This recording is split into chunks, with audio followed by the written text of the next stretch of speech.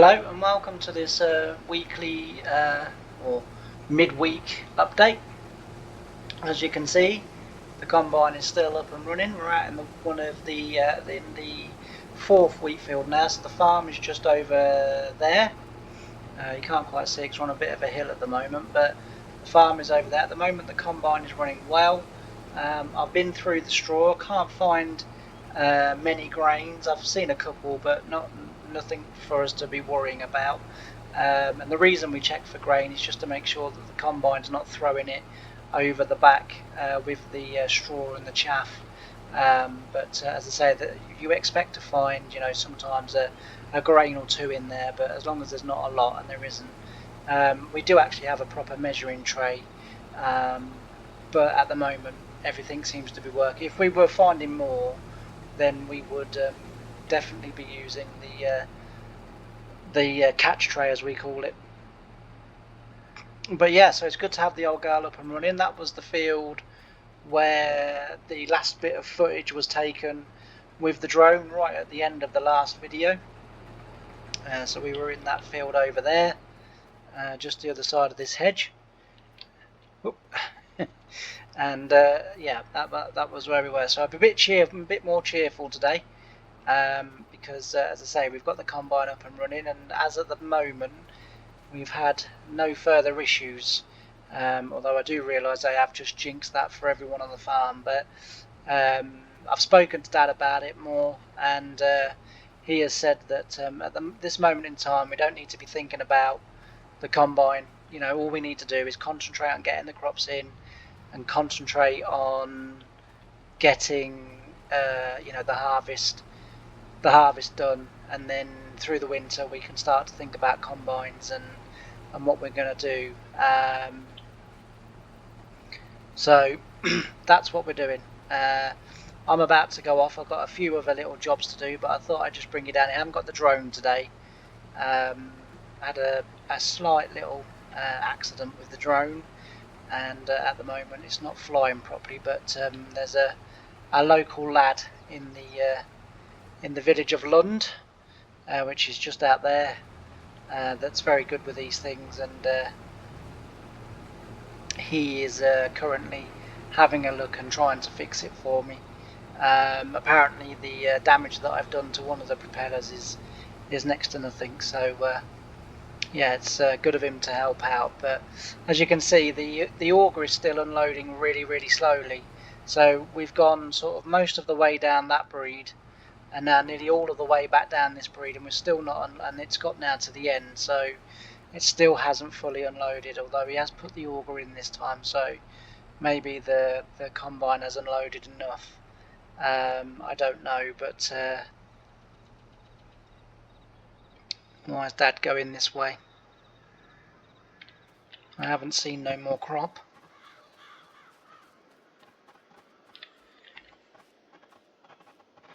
No, not sure. Anyway, so I just thought I'd bring you down. Ray's on the tractor, and George is on the other tractor, wherever that is. Maybe at the yard, maybe, if they've filled a trailer.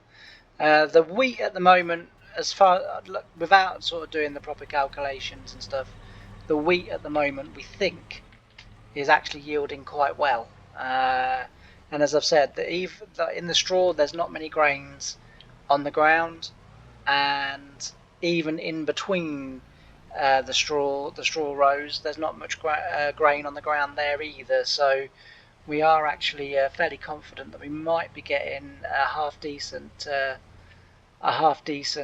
yield from the wheat. So fingers crossed on that one. I don't like driving through the fields like that. I think what we're going to do is over the winter time we're going to open up a gateway here, or even at this other end of the field. I don't like driving through like that because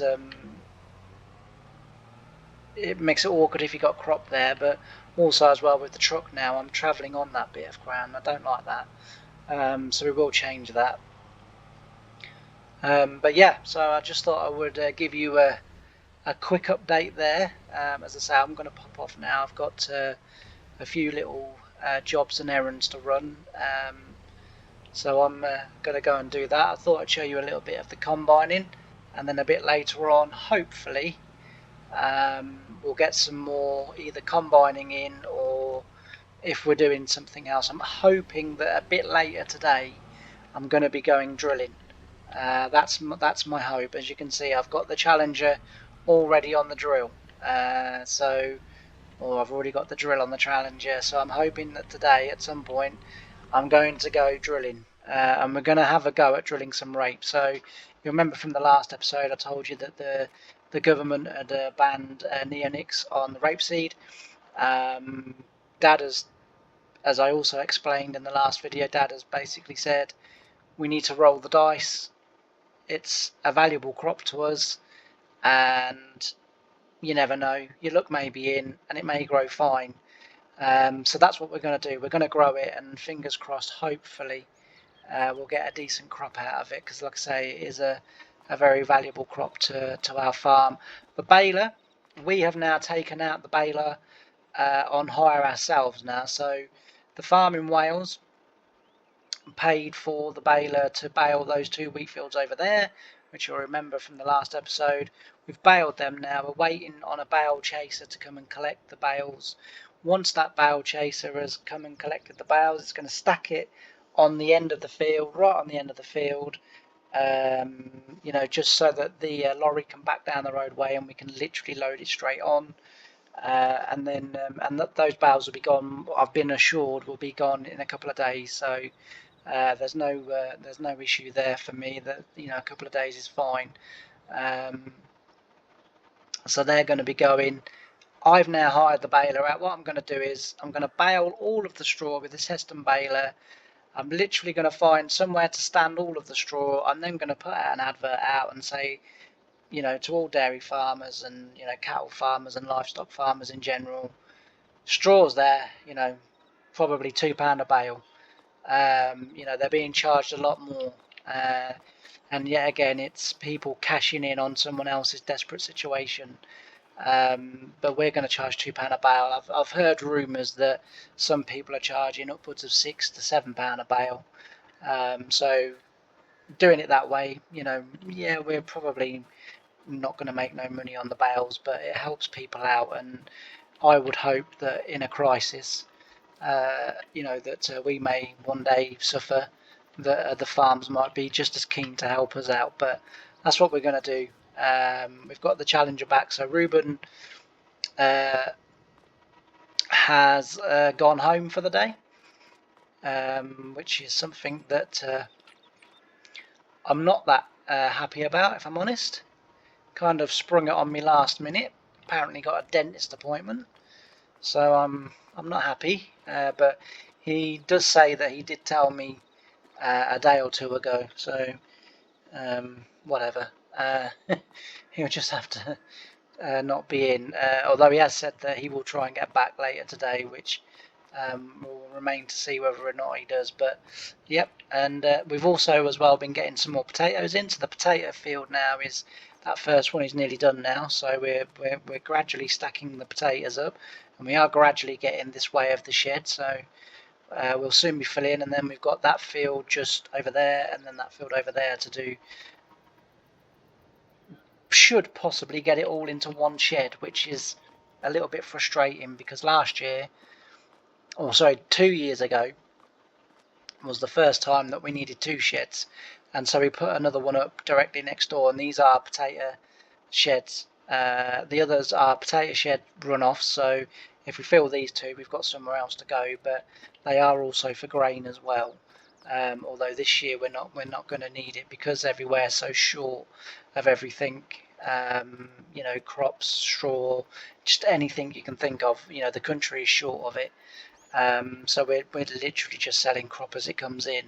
We've still got our wheat. We're currently drying that at the moment because it's a little bit on the wet side, to be fair. So that rain that we had earlier on in the week, you'll remember that I told you at the first half of the week in the first update, that I think went out Saturday, if I remember correctly. That rain that we had that morning did dampen the crop a little more than what we thought. So we are drying at the moment, and then as soon as it's dry, it'll either be sold or it'll be put into that shed. We like to try and keep the silos empty if we can, and the reason we like to keep them empty is because then other farmers in the area will pay us to use our dryer, because it's a really good drying system, and of course they're not using their own electric. So the grain goes in, it goes into that first hopper. The first hopper there dries it, and then, or silo, and then it then transfers it into the main silo, to which then we can, or it will transfer it straight back out if we want to, but normally we then stand it in that silo, and then the farmers just come along and take their grain. So it's no problem sort of thing. But yeah, they will pay us for that. But anyway, I'm going to go and get on, because as I say, I've got a little bit to do myself today. This job that I'm about to go, I'm about to go and run some errands, so I'm going to need my truck, and then when I get back, I've got a job to do in the fields where Ruben was subsoiling. I've got Steve going in there later today to lime them, and he has assured me that will be done before evening, and then we're going in with the sea drill, and we'll drill our rape. Now, I'm not going to say too much, but Stephen is currently working for us at the moment in those rape fields, but he's not liming at the moment. All will become clear when I go down there with the drill. But we believe we've made the correct decision. Stephen has been sort of saying to us for a few months now that he doesn't like the fact that we have to go through his yard to get to those fields, the two fields at the back. Now, I've been going through the hedge, walking through the hedge, but we have to get into those fields with the machinery. We have to go through the back. So Stephen has come up with an idea, and I've okayed it. So I'm just going to go and check on that. I've also got to go into Lund. I've got to go and check on my drone, and I've also got to go and go to the post office and drop a letter off for Mum and Dad, and then I'm back, and then I'm going down there on the tractor because I've got a little bit of a job to do down there. So I'll see you in a little while.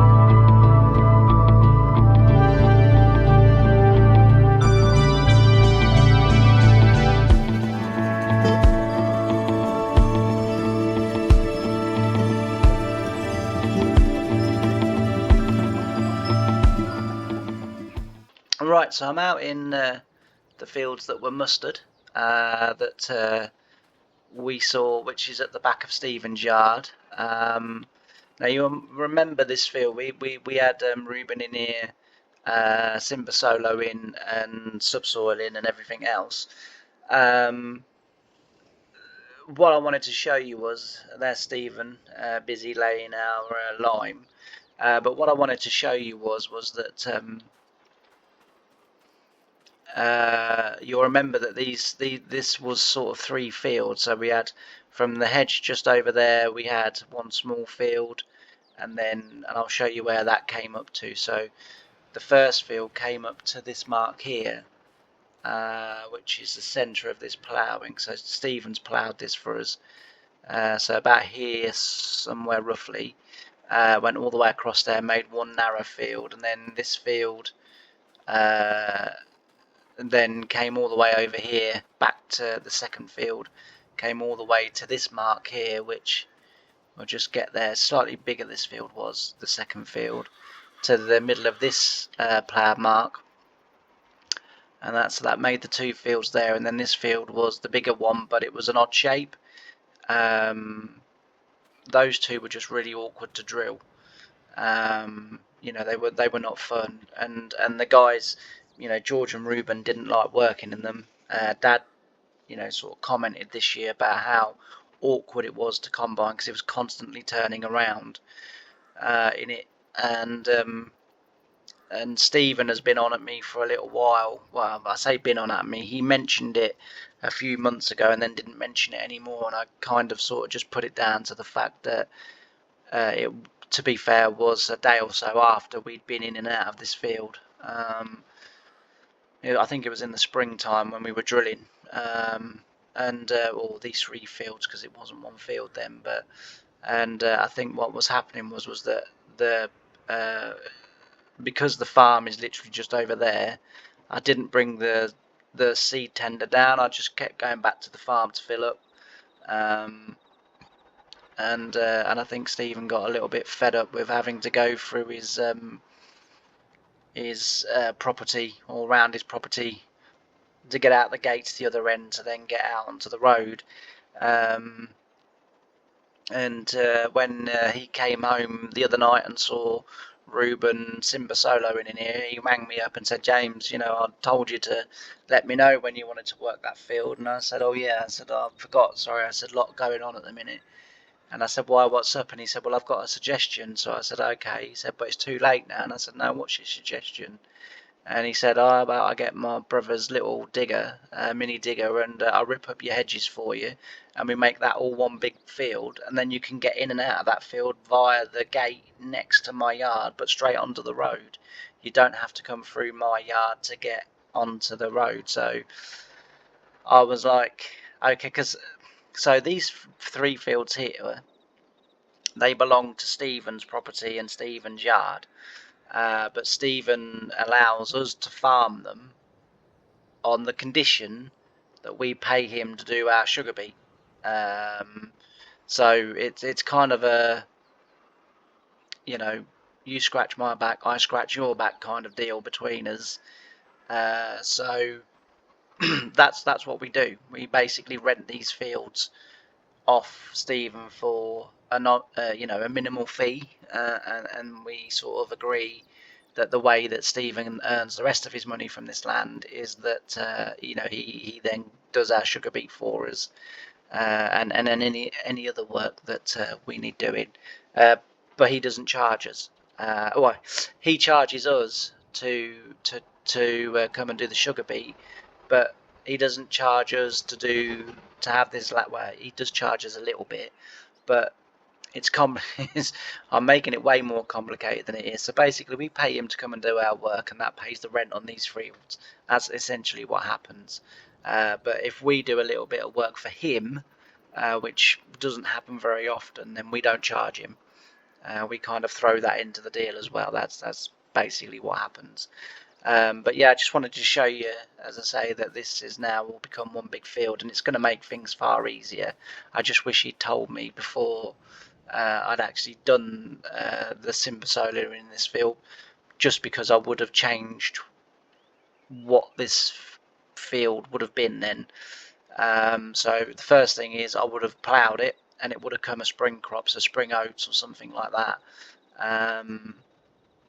but I'd already sort of prepared the ground for mustard anyway, so it was a case of I didn't really have much choice. But I think you've already seen some drone footage, a little bit of drone footage from the New Holland with it going up and down. It's doing a fantastic job. I know one or two little comments in the comment section. One of the videos was, and I'm not going to get too close to that because of that dust, was why do we lime the fields? So we lime the fields for a number of different reasons. I mean, it's something that if you want me to, I can go into much more detail with in another video. You just have to let me know in the comments of this video. But in sort of simple terms, so we've had a lot of rain this year, and lime helps to take the acidity of the rain and the rainwater and all the acid that it washes into the soil, so it helps to neutralize it. It helps to to basically make the land so that in theory should grow a really good crop because it isn't very acidic. Mustard is part of the brassica family, and the one thing that the brassica family doesn't like is acidic soil, so it's essential that before mustard we do lime this land. As I say, we've had a lot of rain this year, so that's helping with that as well. This year we've also gone over to something called precision farming. So that basically now means that we are monitoring the soils both from satellites and from our agronomist and a couple of other people that we're having look after our soils now. They come into the field very regularly. They take tests of the plants, tests of the soil and what have you, and they're able to sort of accurately tell us what we need to do when and where. The other good thing about lime, and this is a little known sort of fact about lime, which I say not many people realise, but lime is really, really, really, really good for promoting earthworms. And the more earthworms we can have in this field, or in any field, the better, because they micro manage the soil. So right down in the depth, in the sort of micronisms of this soil, they're managing it and making the land, hopefully, fingers crossed, very productive, because the land will have everything that it needs, and it does also add nutritional value to the field as well. Again, not in a huge quantity, but we don't want it in huge quantities. We want to be able to sort of apply it little and often and make sure that we get exactly on the money that we want to be on, rather than a little bit over or a little bit under. We want to try and be as exact as we can with it. So in incorporation with the fact that this year is our first year that we've moved over to precision farming, the farmer spent an awful lot of money getting every single field that we own soil tested and made sure that we sort of know what's going on in our fields. Either next year, depending on how well we get on this year, either next year or the year after, we are then moving on to CTF, which is controlled traffic farming, which basically then means that all of the equipment that we buy needs to be a certain size, and it also need the wheelings of these machinery, so the Challenger, the other Challenger, the tractors and everything like that need to be 1.8 meter from the outside wall to the outside wall of the other tyre. It needs to be 1.8 meters, because that is roughly the width of our tram lines, and you will only be allowed to drive on the tram lines except for ploughing. We're still going to maintain the plough. We believe that that is another good way to manage the soil, another good way to also as well help us a little bit with black grass and stuff like that. So that's something that we're we're looking to do. But yeah, that's going to come over the next couple of years, and what we're going to do is we're going to be moving over to 12-meter implements.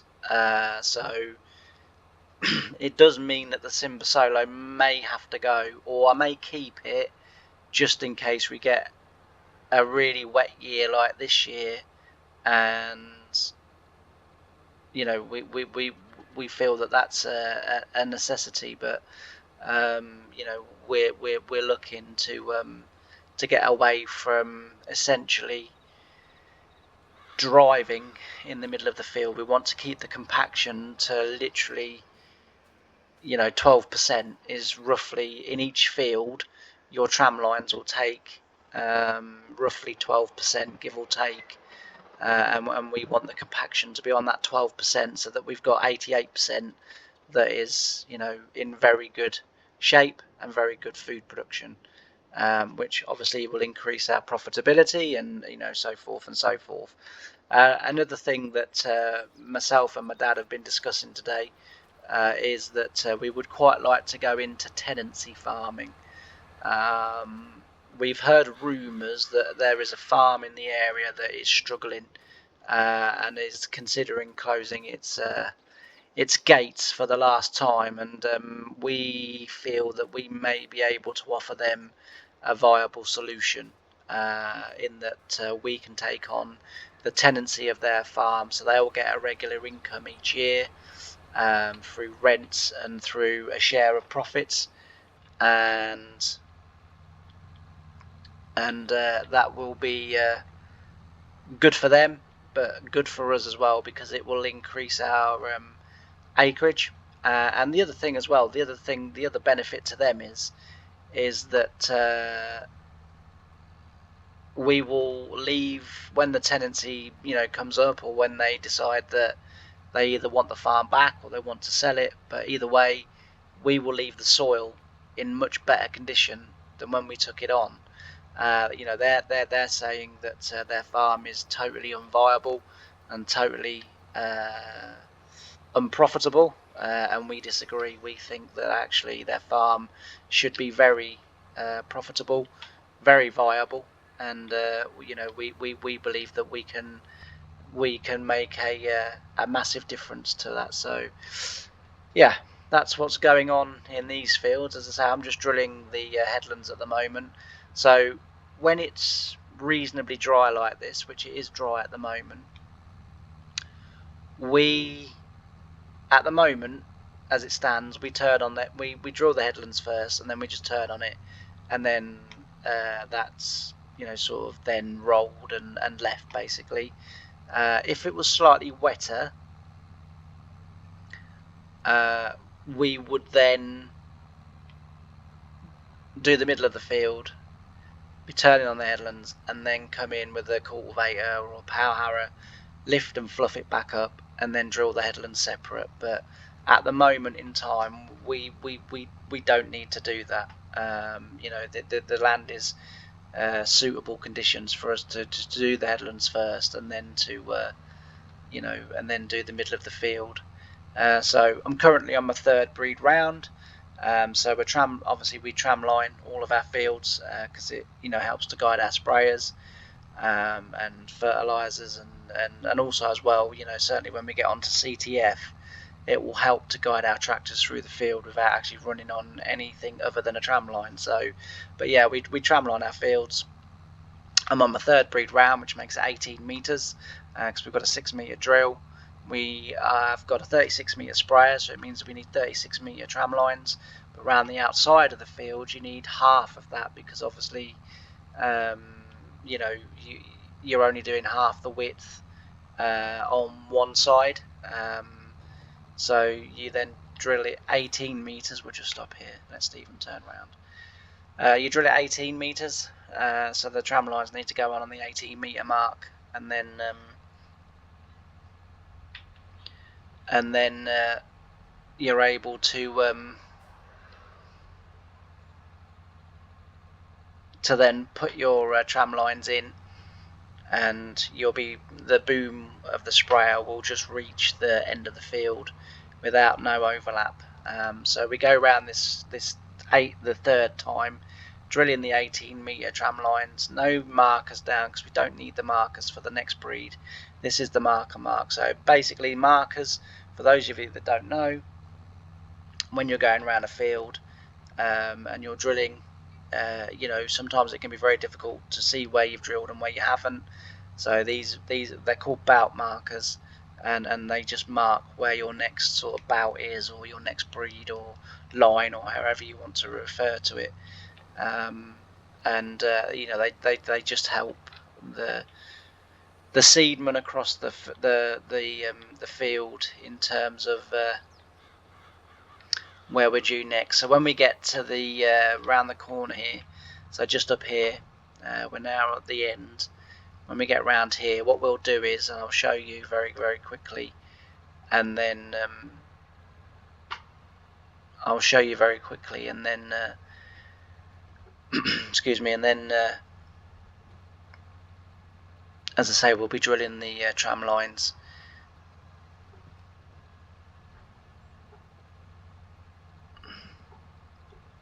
But yeah, it's going well. It's good soil conditions. The solo's done its job again. It's made a nice seabed. So we'll get this drilled, and then we'll be in with a pre-emergent, and that will help to stop flea beetle. So rapeseed, which is a brassica plant, mustard, which is a brassica plant, will, and especially this year, we've talked about the neonics and the fact that our seed that we're putting in this year doesn't have any on it. So it's going to be, it's normally susceptible to flea beetle. This year it's going to be, it's got 100% no protection. So as I say, the seed's going in. What crop we'll make of it, I don't know how this is going to go. This could be a very costly mistake. We just don't know. We've tested the ground. There is flea beetle in the ground, but there's flea beetle in every ground, in every field. So it's not a case of just choose a field that hasn't got, because they're there. And the other thing as well is, if there was such a thing as you didn't have a field with flea beetle in, when you've got the seed planted and it's just starting to come through the ground, you'll have flea beetle in that field. They will migrate. They will not just stay in one place. They will migrate. So that's it's not even like we can sort of hunt around for the field with the least flea beetle in and give the rape the best chance. The other thing we've got, another natural predator to rapeseed, is pigeons. Hence the reason why, and I've explained I think this in a previous video as well, we do try to pick fields of rape that are right out in the open, because those trees there's a wooded area down the bottom there. They offer superb coverage for pigeons, and a nice sort of safe hiding place. If we come onto the field or whatever, they can just sit up there, wait till we're gone, and then come back and carry on eating the crops. So we do try as much as we can to get them right out in the open, but it's not always possible. And we do have a bit of a rotation on the farm, so that we like to stick to. But anyway, so I'll explain. So for those of you that don't know, these are the bout markers. So when we're going down this breed now, this bout marker here will come out, and then it will mark where I'm due to drive next time. I mean, it's not too bad in this field because we've limed it. You can see where you've been, so you could just match it up and drive it. Some farms as well use GPS. We use GPS and we use bout markers, just in case the GPS goes down. So at least then I've still got sort of some guide of where I'm supposed to be. So with this drill, one of the reasons why we bought it, although we're not overly impressed with the drill overall, for many different reasons, but one of the reasons why we bought this drill was because it had 4 tramline markers on it, which essentially means we can tramline this side, tramline in the middle, or we can tramline this side of the drill. and that's a very handy feature, we felt. But ultimately, we only ever drill tram line with the middle of the drill. You know, that's what we're used to. It's nice to have that option, but we've not used it so far. As I say, this is the first full drilling program that this drill will go through. So we drilled a little bit of our last of our crop in the spring with it. It came recommended from a neighbouring farm down in Beverley, who we sort of talked to quite a lot, but we're not overly impressed with it, if we're honest. One of the sort of reasons is, and I don't think that, well, it doesn't really do it too much on the headlands, but it tends to ridge quite badly, and also as well, we've noticed that in some of our fields, the N2 coulters, for whatever reason, are laying the seed a little bit apart from the one next to it, but then double seeding the next pass. So it, you know, we've had lempkin out to it, but we just can't seem to solve that problem. You know, we're not very impressed. We had a 4-meter verdostat was what we had, but obviously with increasing acreage, we needed a slightly bigger drill. And we sort of moved away from the verdostat, but I kind of wish we hadn't. I wish we'd gone for a 6-meter verdostat. So it's just a case of we'll sort of see how it goes with this drill, but I'm not overly impressed. But anyway, I'll just quickly show you the drilling of these tram lines, and then or how we set the drill up, and then we'll crack on. Right, so I've set the computer up. So for whatever reason with the seed drill, you have to fold it up, and then it should then come online, hopefully. And what we'll do is we'll just get out and check, and then we'll put the back marker out. There we go, and that's going to mark our next field. Right, we're just going to get out now, and we're just going to make sure that, because another problem that this drill has is that sometimes the tramline markers don't go down, so we'll just have to move forward a little bit just to see that. Right, that's enough. So we have to get out as well, because on the computer it tells me that it's doing it, but as you can see in the field it is not doing it. So I just need to go back in and sort that out. Alright, I've been out and checked it, and they have now gone down. So as I say, there's one or two things about this seed drill that we're just not that impressed with. You know, literally with the verdostat, you would just drop it and go. But the computer on the Lemkin computer in here tells me that the tram lining markers have gone down, but we've had quite a few fields where you know, we've not got no tram lines, and you know, obviously we can't have that. We need our tram lines, so it's a case of now I get out and check, just because, as I say, I don't want no tram lines missed, really.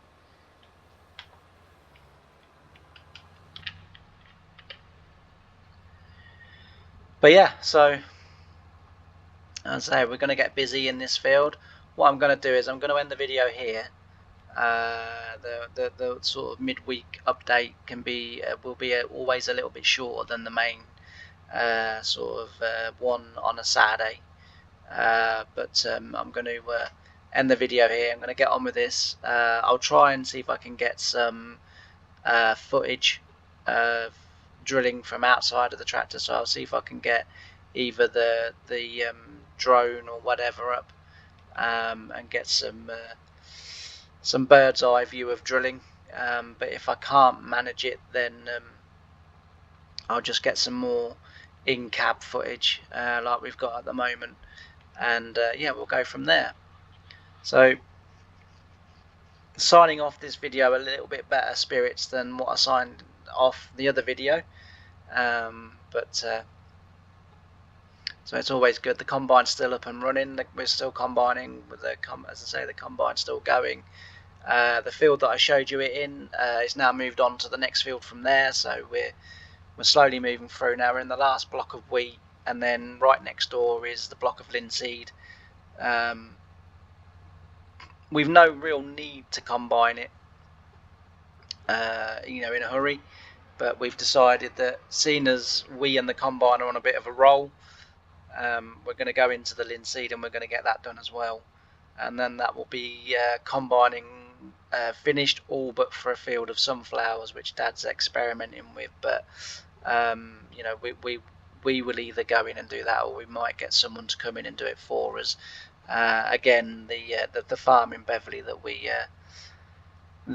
are quite friendly with. They could come down and they'll do that for us, because they grow quite a lot of sunflowers, and they do have some fields not too far from here, so they could come and do theirs and then do ours once they've got theirs finished. But I'll say that in English. We'll wait and see on that. But yeah, thanks ever so much for watching. Tick and subscribe. And all that's left for me to say is thanks ever so much for watching, and I'm a slightly happier farmer from East Yorkshire. Bye for now.